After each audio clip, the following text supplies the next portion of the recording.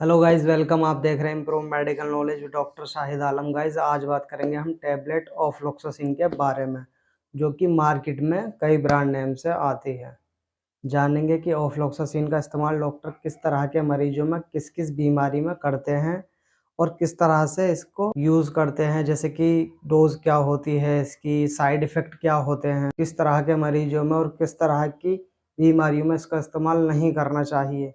ये सब जानेंगे आज हम इस वीडियो में, तो प्लीज़ वीडियो को पूरा देखिएगा। चैनल पर नए हो प्लीज़ चैनल को सब्सक्राइब करिए। देखिए, ऑफ्लोक्सासिन जो है ये है जेनरिक नाम है दवाई का, लेकिन मार्केट में आपको ये अलग-अलग ब्रांड नेम से मिलती है, जैसे कि जैनफ्लॉक्स के नाम से मिल जाती है, बेस्टोफ्लॉक्स के नाम से मिल जाती है, ऑफ्लॉक्स के नाम से मिल जाती है। इसके अलावा यह आपको मार्केट में सिरप फॉर्म में भी मिल जाती है, टैबलेट फॉर्म में भी आपको मिल जाएगी और जो आईवी इन्फ्यूज़न फॉर्म में भी आपको मिल जाएगी, जो कि आईवी सेट के द्वारा लगाई जाती है। इसके अलावा गाइस आई ड्रॉप और ईयर ड्रॉप में भी ऑफ्लोक्सासिन आता है। अब बात करें गाइस इसके मिलीग्राम की, तो जो सिरप आती है, सिरप में आपको 50 mg मिल जाता है, 100 mg सिरप मिल जाता है।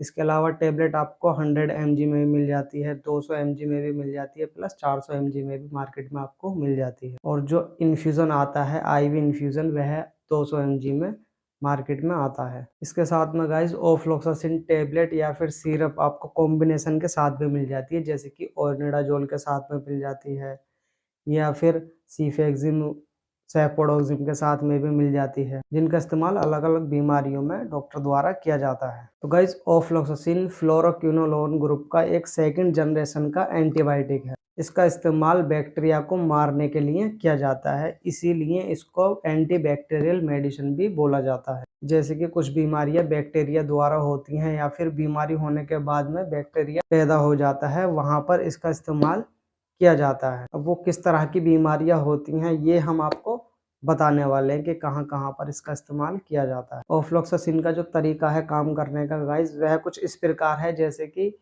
बैक्टीरिया होता है, उसके डीएनए गायरेज नाम के एंजाइम को रोकती है, जिससे कि बैक्टीरिया की ग्रोथ नहीं हो पाती है और बैक्टीरिया मर जाता है।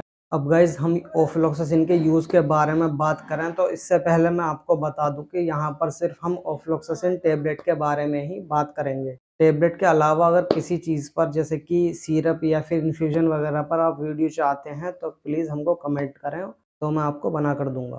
तो अगर यूज़ की बात करें, तो ऑफ्लोक्सासिन टेबलेट का इस्तेमाल डॉक्टर एब्डोमिनल इन्फेक्शन में भी करते हैं, जैसे कि पेट में इन्फेक्शन हो जाता है, आंतों वगैरह में इन्फेक्शन हो जाता है, वहाँ पर भी इसका इस्तेमाल करते हैं।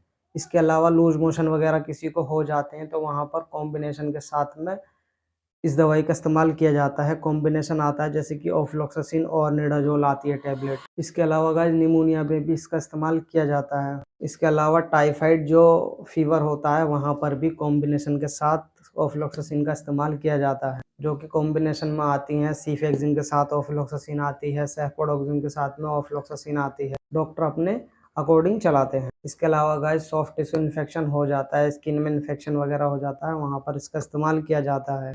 यूटीआई में, यूरिनरी ट्रैक्ट इन्फेक्शन में भी ऑफ्लोक्सासिन टैबलेट का इस्तेमाल किया जाता है, कि पेल्विक इन्फ्लामेटरी डिसीज़ वगैरह हो जाती है या फिर इसके अलावा और कोई इन्फेक्शन हो जाता है, तो भी वहाँ पर इसका इस्तेमाल किया जाता है। इसके अलावा गाइस प्रोस्टेटाइटिस में इसका इस्तेमाल किया जाता है।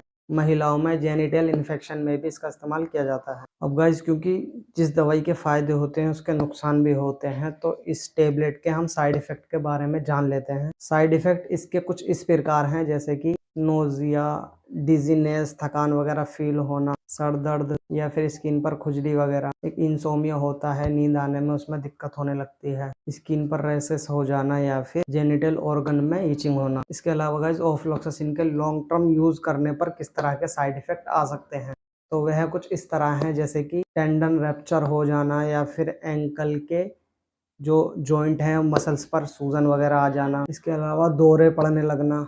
इसके अलावा नर्व प्रॉब्लम, जैसे कि हमारे हाथ पैरों में दर्द होना, नंबनेस फील होना, सुन्नपन होना, जलन महसूस होना, झंझनाहट फील होना। इसके अलावा एंजाइटी, कंफ्यूजन होना, डिप्रेशन होना, सुसाइड थॉट्स आना। तो इस तरह के या फिर इसके अलावा और भी अगर आपको साइड इफेक्ट दिखते हैं, तो फौरन अपने डॉक्टर को बताएं। अब गाइस अगर बात करें कि इसका इस्तेमाल कहाँ और किस तरह के लोगों में नहीं करना चाहिए। तो सबसे पहली बात कि प्रेग्नेंट वुमेन को इस टेबलेट का इस्तेमाल नहीं करना चाहिए। लीवर डिसीज़ वाले पेशेंट में ऑफ्लॉक्सासिन टेबलेट का इस्तेमाल नहीं करना चाहिए। इसके अलावा जो ड्राइव वगैरह करते हैं उनको इस्तेमाल सावधानी के साथ करना चाहिए, क्योंकि ड्राइव करते वक्त नींद की समस्या हो सकती है, नींद आ सकती है। इसके अलावा गाइस फ्लोरोक्विनोलोन ग्रुप से अगर कोई एलर्जी होती है, किसी को कोई रिएक्शन होता है, तो इस तरह की या इस ग्रुप के किसी भी तरह की मेडिसिन का इस्तेमाल नहीं करना चाहिए और अपने डॉक्टर को बताना चाहिए।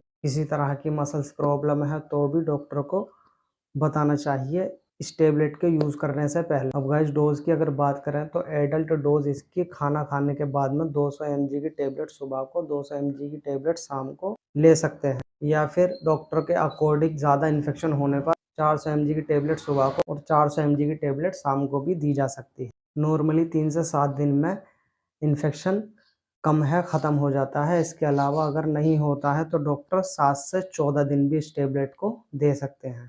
इसके अलावा गाइस अगर आपकी कोई मेडिसिन चल रही है, जैसे कि आयरन, कैल्शियम या फिर कोई ब्लड पतला करने वाली टेबलेट अगर चल रही है, तो उस टेबलेट में और ऑफ्लॉक्सासिन में कम से कम 2 घंटे का अंतर होना बहुत ज़रूरी होता है, वरना ऑफ्लॉक्सासिन का असर कम हो जाता है। लास्ट बात यह है कि इस मेडिसिन को या फिर किसी भी मेडिसिन को बगैर डॉक्टर की सलाह के कभी भी इस्तेमाल नहीं करना चाहिए। किसी भी मेडिसिन को इस्तेमाल करने से पहले अपने डॉक्टर की सलाह ज़रूर लें।